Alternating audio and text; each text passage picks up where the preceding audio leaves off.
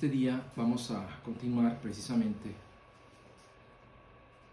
con esta carta y vamos a estudiar los versículos del 5 al 10. Así que si tienen sus Biblias, pues les voy a pedir que la abran para que estemos en el mismo canal todos, ¿no? Bien, entonces continuamos con nuestro estudio. Hay tres formas específicas para describir la naturaleza de Dios en la Biblia. Dios es amor, Dios es espíritu y Dios es luz. Juan comienza este versículo 5 diciendo: Dios es luz y no hay ningunas tinieblas en él. Y yo creo que en términos físicos no hay otra forma más clara y expresiva para describir a Dios que sea a través de la luz, ¿verdad? De primera, todos entendemos el concepto de la luz. Al mencionar la luz, inmediatamente piensas, pues no sé, en un día soleado en el bosque, en una playa, o donde tú gustes, ¿verdad? Y como siempre, relacionamos la luz con la claridad, con la limpieza, con lo puro, con la verdad. Y desde siempre se ha hecho esta comparación de Dios con la luz. Desde el Antiguo Testamento se hace alusión a Dios, ¿verdad? Como una columna de fuego que alumbraba a su pueblo. Y en el Nuevo Testamento se dice, por ejemplo, que en su transfiguración el rostro de Jesús dice que resplandeció como el sol, ¿verdad? También se nos habla de el resplandor de su venida, y dice también que Jesús alumbra los ojos de nuestro entendimiento. Entonces, esta comparación de Dios con la luz es muy elocuente, ¿verdad? Es muy clara. En 2 de Corintios 4:6 dice: porque Dios, que mandó que de las tinieblas resplandeciese la luz, es el que resplandeció en nuestros corazones para iluminación del conocimiento de la gloria de Dios en la faz de Jesucristo. Te lo voy a leer otra vez. Dice: porque Dios, que mandó que de las tinieblas resplandeciese la luz, es el que resplandeció en nuestros corazones para iluminación del conocimiento de la gloria de Dios en la faz de Jesucristo. Entonces, aquí Pablo nos está diciendo que el mismo Dios que una vez durante la creación separó la luz de las tinieblas, es el mismo que le da luz a nuestro corazón para que podamos conocer la gloria de Dios por medio de nuestro Señor Jesucristo. En forma natural, nadie quiere estar a oscuras,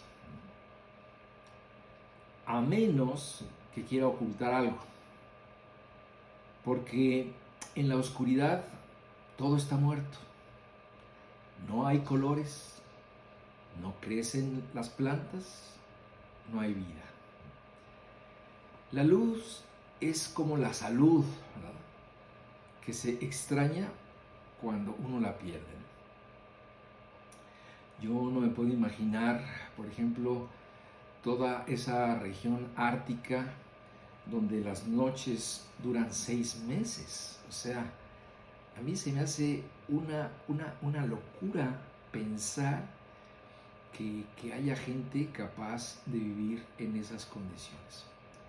En fin, la oscuridad física es algo terrible, pero la oscuridad espiritual es peor.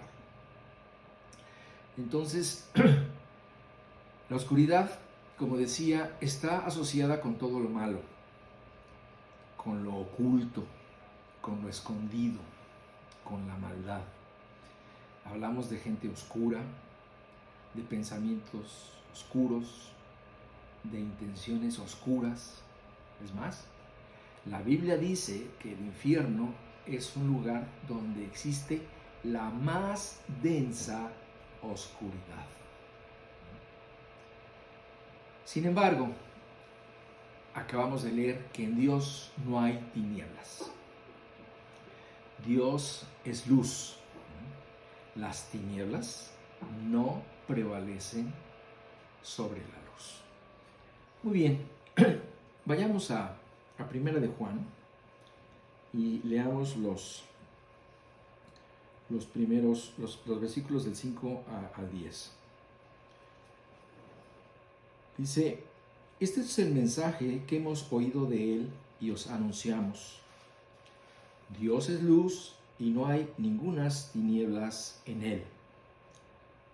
Si decimos que tenemos comunión con él y andamos en tinieblas, mentimos y no practicamos la verdad. Pero si andamos en luz, como él está en luz, tenemos comunión unos con otros y la sangre de Jesucristo, su Hijo, nos limpia de todo pecado. Si decimos que no tenemos pecado, nos engañamos a nosotros mismos y la verdad no está en nosotros. Si confesamos nuestros pecados, Él es fiel y justo para perdonar nuestros pecados y limpiarnos de toda maldad. Si decimos que no hemos pecado, le hacemos a Él mentiroso y su palabra no está en nosotros. Entonces, a través de estas palabras, Juan quiere hacernos pensar en varias cosas con respecto a nuestra vida y lo hace a través de varias imágenes y cuestionamientos.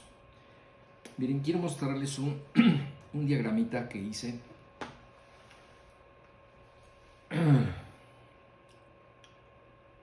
Ahí se ve. Vamos a ver este pequeño diagrama de flujo. No te equivocaste de clase. No es esta Primera de Juan para ingenieros, ¿no?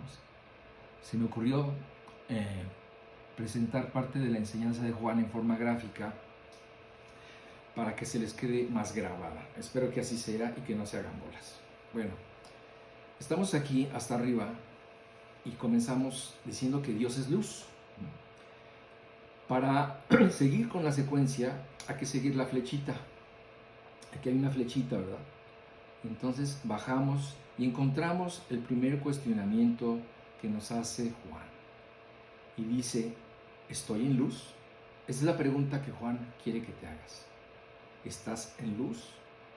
Si no estás en luz, entonces miren, nos vamos a las consecuencias de no tener luz, que es lo que vamos a ir desarrollando poco a poco. Si no hay luz, entonces la consecuencia es que no tendrás comunión con Dios, estarás en tinieblas, estarás en mentira y estarás sin verdad.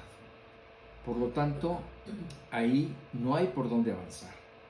De tal forma que lo que tenemos que hacer es ir al sí.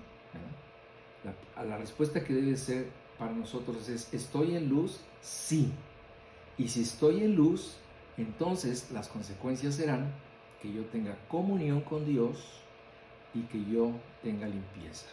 Vamos a empezar por ahí a desarrollar este esquemita que les acabo de presentar. Entonces, el primer cuestionamiento es: ¿estoy en luz? Bueno, esta es la pregunta, la primera pregunta que Juan hace. ¿Andas en luz? Dios espera que andemos en luz. ¿Por qué? Porque somos hijos de la luz. La luz es nuestro Padre. Sin embargo, es aquí donde cada uno debe ser lo suficientemente sincero para responder.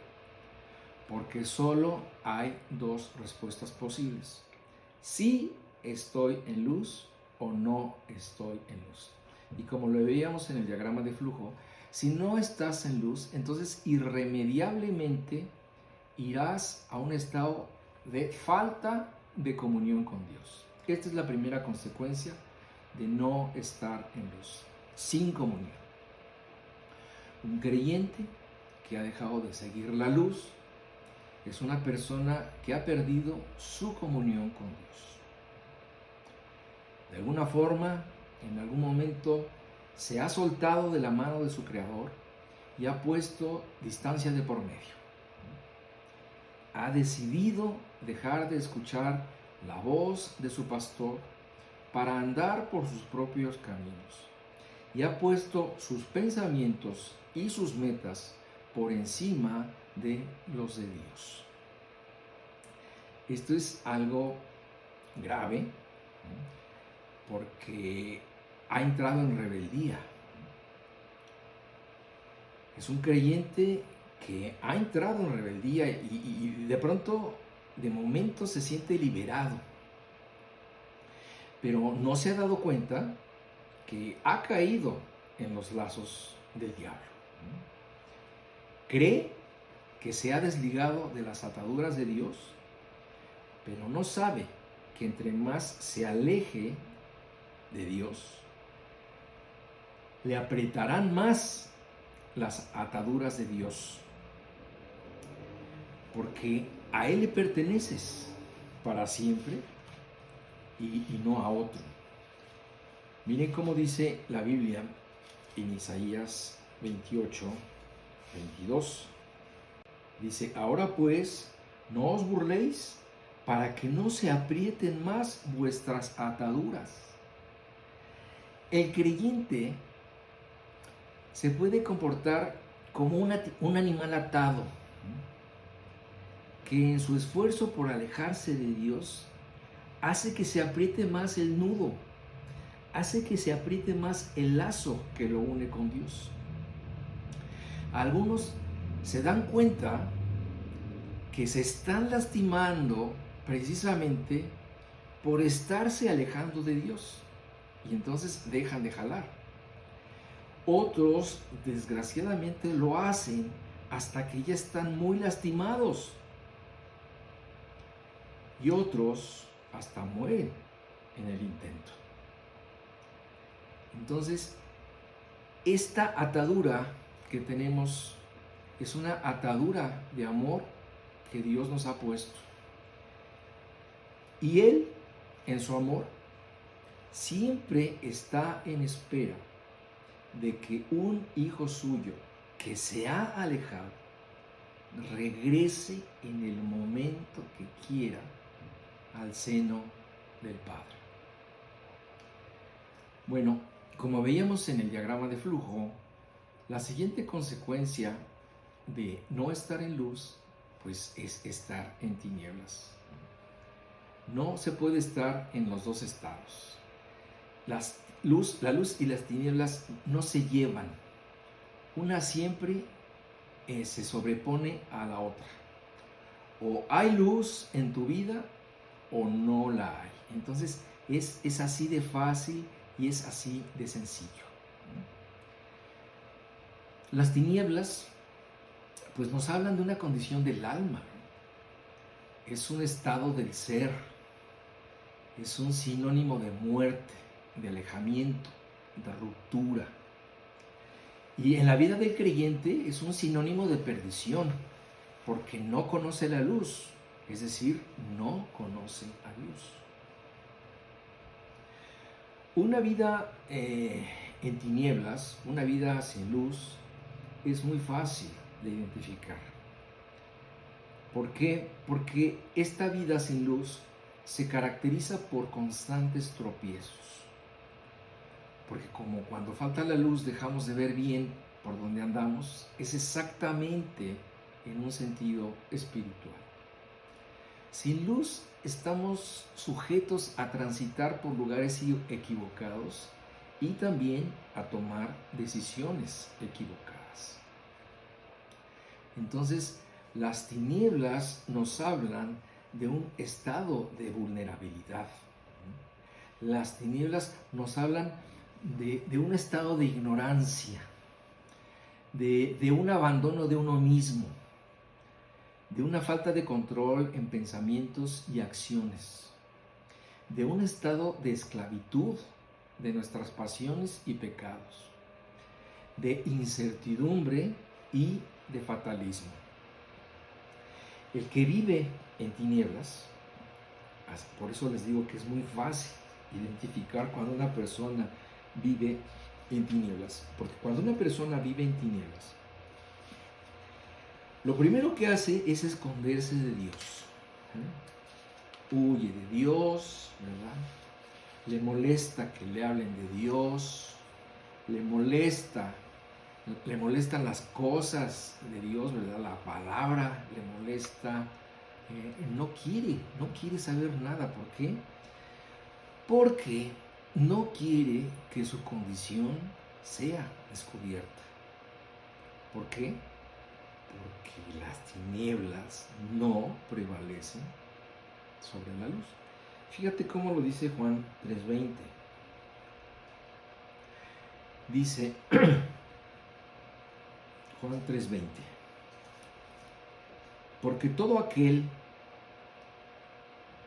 que hace lo malo, fíjate, aborrece la luz y no viene a la luz para que sus obras no sean reprendidas. Obviamente, el incrédulo no querrá que le hables de Dios, ¿verdad? Te dará la vuelta, seguirá. Pero el creyente que también quiere rechazar la luz, tampoco admitirá el consejo, tampoco admitirá la amonestación, tampoco admitirá nada que tenga que provoque su enfrentamiento con su pecado.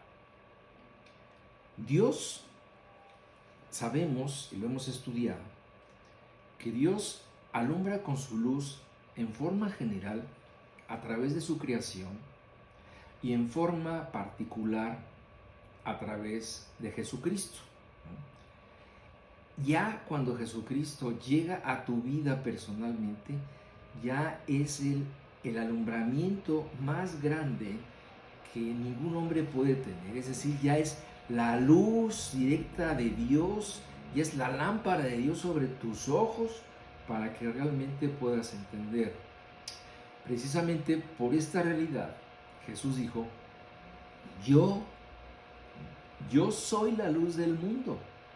El que me sigue no andará en tinieblas, sino que tendrá la luz de la vida. De tal forma que Jesús es la luz que alumbra a todo hombre. Jesús es la luz que alumbra toda vida. Así que lo único que tienes que hacer para salir de las tinieblas es seguir la luz de Cristo. ¿Para qué? Para que te guíe en tu andar en esta vida y para que te guíe también a la presencia de Dios cuando tu vida terrenal termine. Si tú eres de las personas que no están en luz, escucha la invitación de Pablo en Efesios 5, versículo 13 y 14. Dice así: mas todas las cosas, cuando son puestas en evidencia por la luz, son hechas manifiestas, porque la luz es lo que manifiesta todo. Por lo cual dice: despiértate tú que duermes, y levántate de los muertos, y te alumbrará Cristo. Entonces, estos versículos, cuando yo los leo, se me figuran, ¿verdad?, como esa luz que se prende de pronto y descubre todo, descubre el desorden, descubre al que está escondido, y Dios en su amor le dice: ya te descubrí, despiértate, levántate y sigue la luz. Y Dios nos pone las cosas muy fáciles. Lo único que tenemos que hacer es estar dispuestos a seguir la luz para salir de las tinieblas. Y yo sé que todos en algún momento de nuestra vida pues hemos estado en tinieblas. Esto es un lugar común de la vida del hombre. Pero la diferencia es que algunos reaccionamos a la luz y la seguimos. Pero otros, ante la luz, lo que hacen es esconderse más profundamente. Las siguientes consecuencias de no estar en luz, veíamos en el diagrama, era estar en mentira, estar sin verdad. No hay nada más triste que ver a un creyente que ya ha sido rescatado de las tinieblas y de las mentiras del diablo, que vuelva a caer en ellas. Ahora, para que un creyente pueda vivir en la mentira, tiene que engañarse primeramente a él mismo. Tiene que ignorar la verdad para que pueda vivir en pecado. Necesita mentirse a sí mismo y creer la mentira. Claro, este es un proceso largo. Este es un proceso que lleva tiempo, pero se va construyendo poco a poco. ¿Cómo se va construyendo esta actitud en un creyente que se quiere engañar a sí mismo? Pues empieza rechazando las verdades que va escuchando. Si tú como creyente, por ejemplo, oyes alguna verdad de la Biblia, ya sea en la lectura o en el estudio que estamos teniendo, si tú escuchas una verdad y la rechazas, terminarás dándole lugar a la mentira.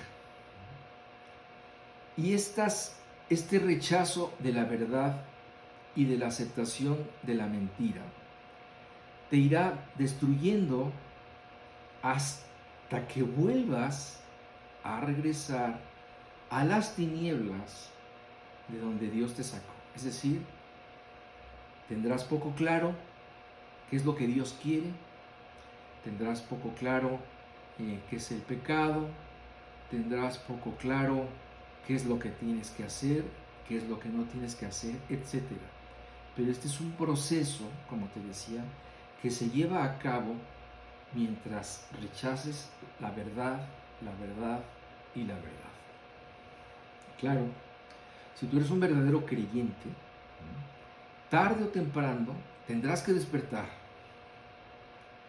Pero a veces este despertar va a ser muy duro. Siempre será muy doloroso salir de pronto de las tinieblas a la luz.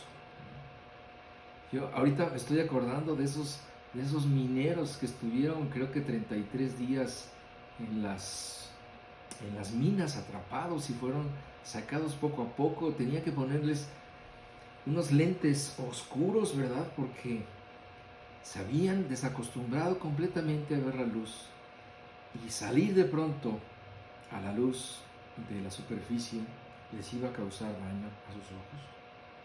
Siempre será muy doloroso salir del capullo que tejiste con tus mentiras y poder volver a andar en la verdad.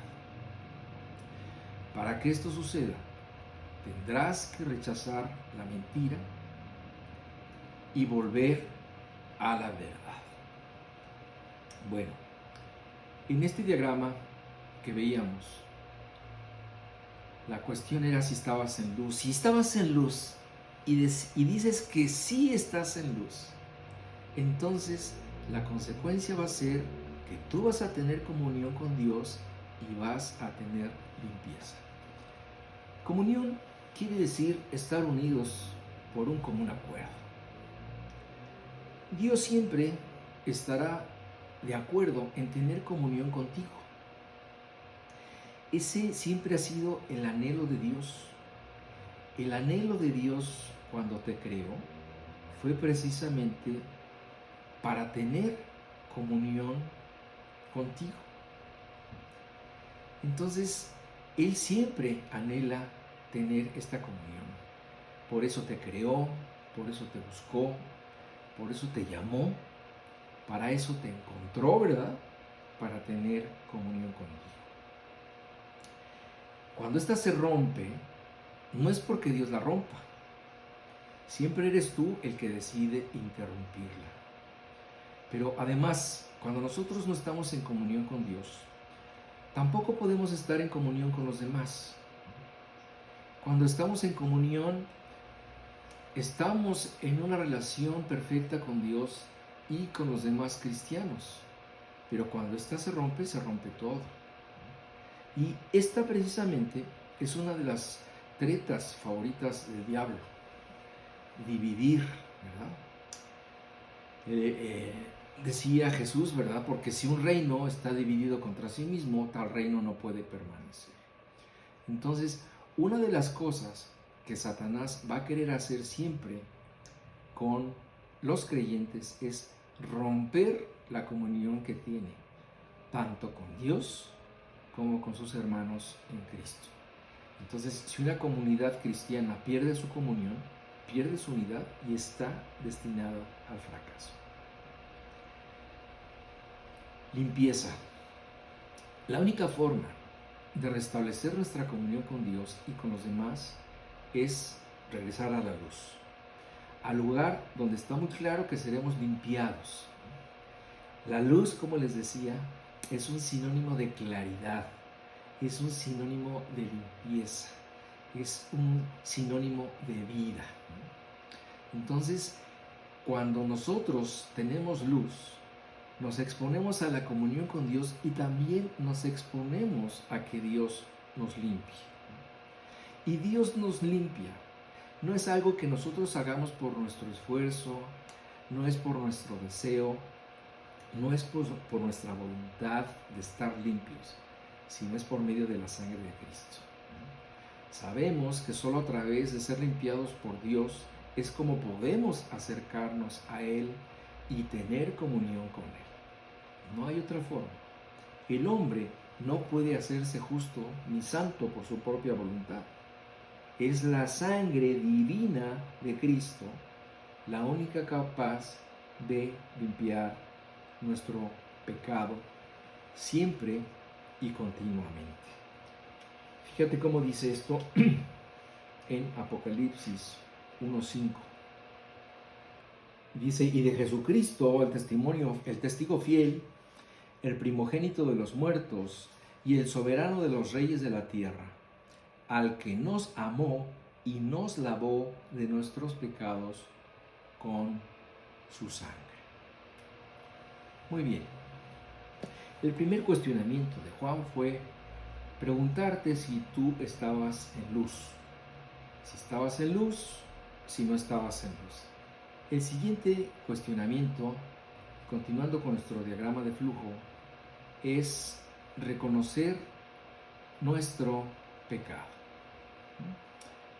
Entonces aquí el siguiente cuestionamiento es este. Juan te dice: ¿tú pecas?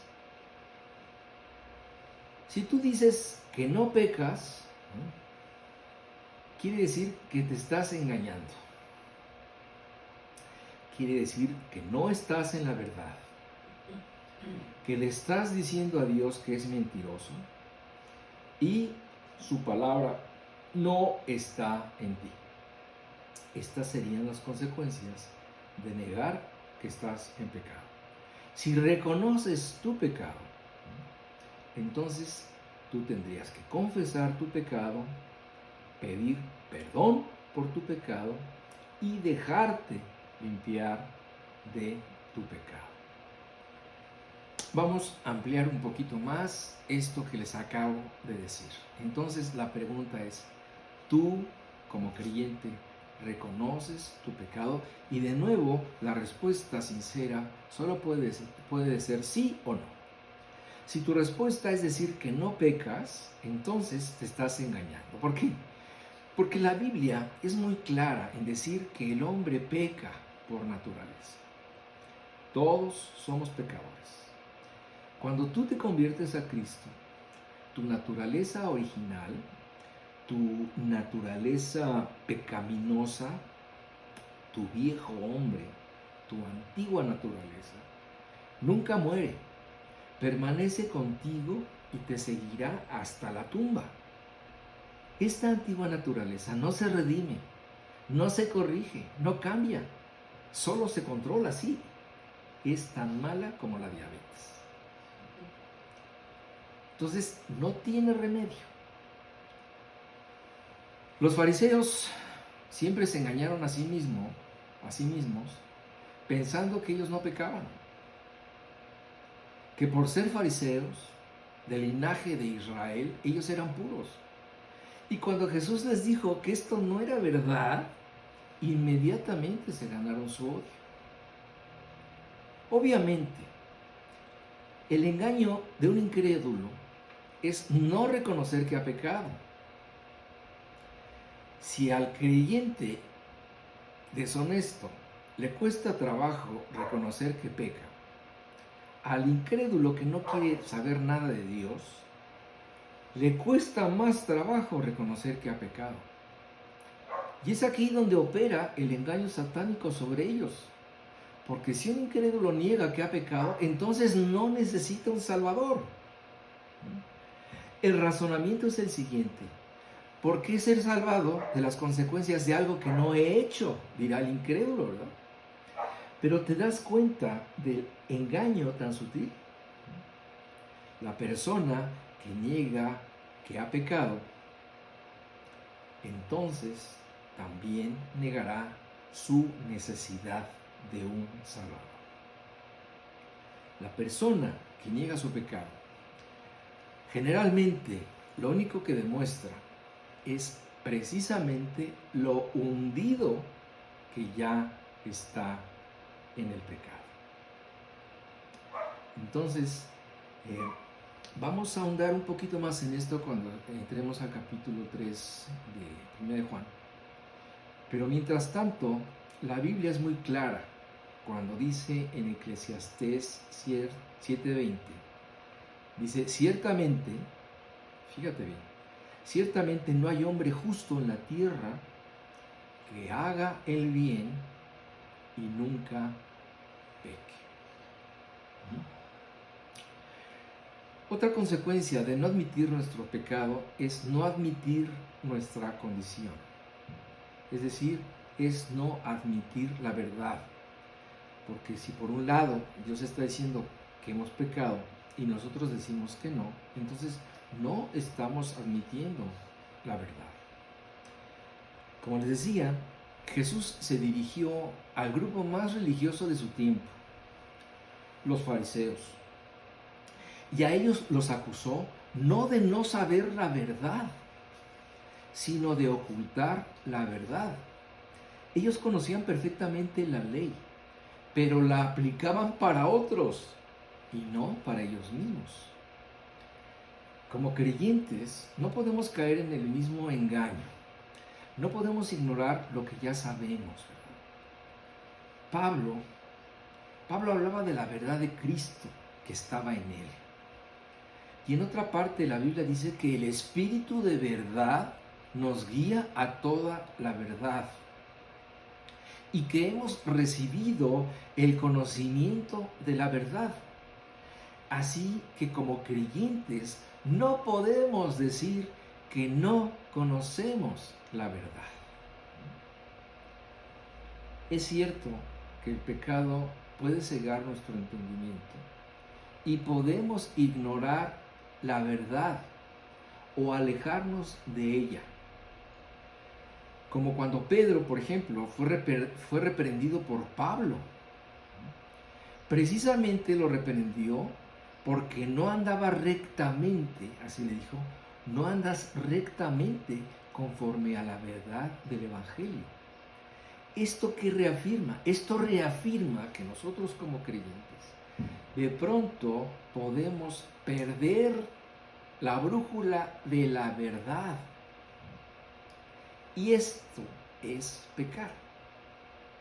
Esto nos puede pasar.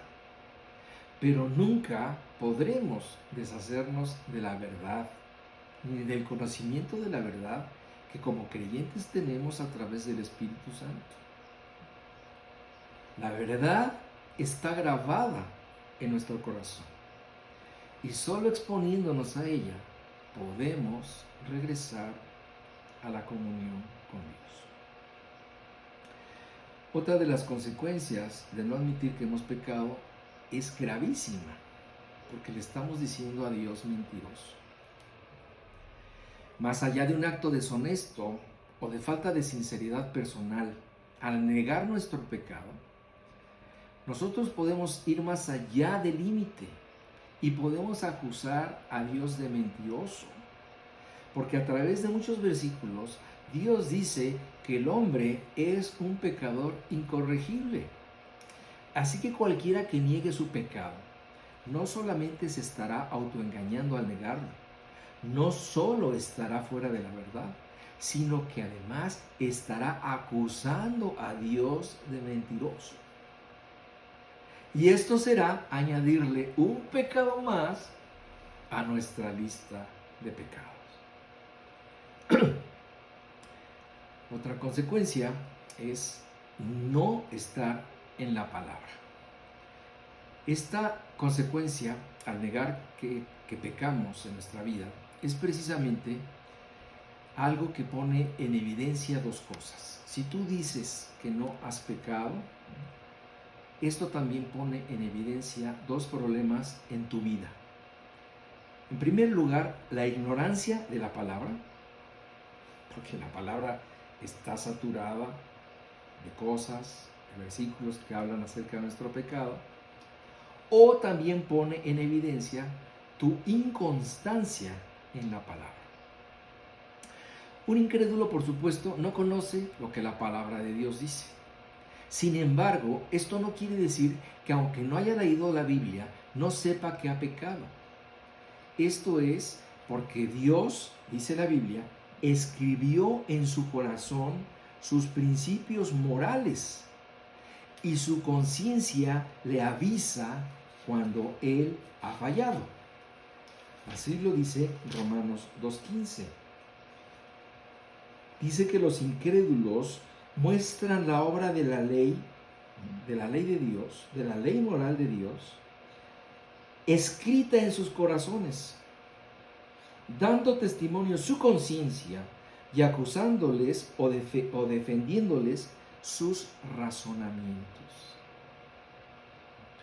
Entonces el incrédulo, aunque no haya leído la Biblia ni conozca los 10 mandamientos, sabe cuando ha pecado. El creyente se encuentra en una posición más comprometida, porque se supone que conoce la palabra, pero resulta que muchas veces, al dejar de tener contacto con la palabra, o la tuerce o la olvida.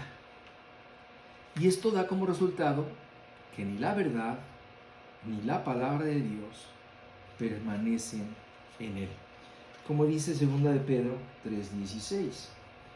Dice, Pedro está hablando de las epístolas de Pablo y dice que Pablo en casi todas sus epístolas, él habla de ellas, de estas cosas, habla en ellas de estas cosas. Dice, entre las cuales hay algunas difíciles de entender, las cuales los indoctos e inconstantes tuercen, como también las otras escrituras, para su propia perdición. Es decir, que el creyente, aunque tenga la Biblia, el creyente, aunque tenga la información escrita de lo que está bien y está mal, aún puede caer en el error de ser un indocto e inconstante en la palabra y entonces de esta forma torcerla, no solamente las epístolas de Pablo, sino también todas las escrituras, y esto redundará en una perdición. Veíamos en nuestro diagrama de flujo que si sí aceptamos que pecamos, entonces lo que tenemos que hacer es ponerle remedio a esta situación. Entonces, como creyente, yo tengo que admitir que he pecado. Y si he pecado, entonces el remedio es el que sigue citando Juan, que es confesar, perdonar y dejarnos limpiar. Confesar. Todos los hombres debemos reconocer nuestro pecado ante Dios. Y como creyentes debemos confesar. Y sí, parece, no sé, redundante esta aclaración, ¿verdad? Pero sí, es ante Dios, ante quien debemos confesar nuestros pecados. No es ante otro hombre igualmente pecador que tú, no es ante una imagen de yeso, no, es ante Dios a quien tú debes confesar tu pecado, porque es a Él al que ofendiste con tu conducta. Entonces, los creyentes reconocemos que somos pecadores. Cuando hacemos esto, esta es una confesión que no proviene de un corazón cínico. Ay, sí, yo peco, no. Sino que cuando un creyente reconoce que ha pecado, esto proviene de un corazón sincero, de un corazón adolorido, que cada día siente que enfrenta la triste realidad de que vivimos en un cuerpo pecador y por lo tanto pecamos. Entonces no es que seamos cínicos al confesarlo, sino es el hecho de admitir una realidad. Yo no me puedo imaginar, por ejemplo, a Pablo, siendo Pablo, diciendo estas palabras, que les voy a leer enseguida, con una sonrisa en la boca. Fíjate lo que dice 1 Timoteo 1:15. Dice, palabra fiel y digna de ser recibida por todos, que Cristo Jesús vino al mundo para salvar a los pecadores, de los cuales yo, dice Pablo, yo soy el primero. O, como dijo en Romanos 7:24, ¿verdad? Miserable de mí, ¿quién me librará de este cuerpo de muerte? Como les decía, yo me imagino a Pablo expresando esto con una mezcla de resignación y dolor, pero sobre todo de sinceridad, porque pues él es un apóstol, él es un maestro que está enseñando esta profunda verdad a otros cristianos. Él está reconociendo penosamente una condición, no como una justificación, sino como un mal que nos es común a todos los creyentes.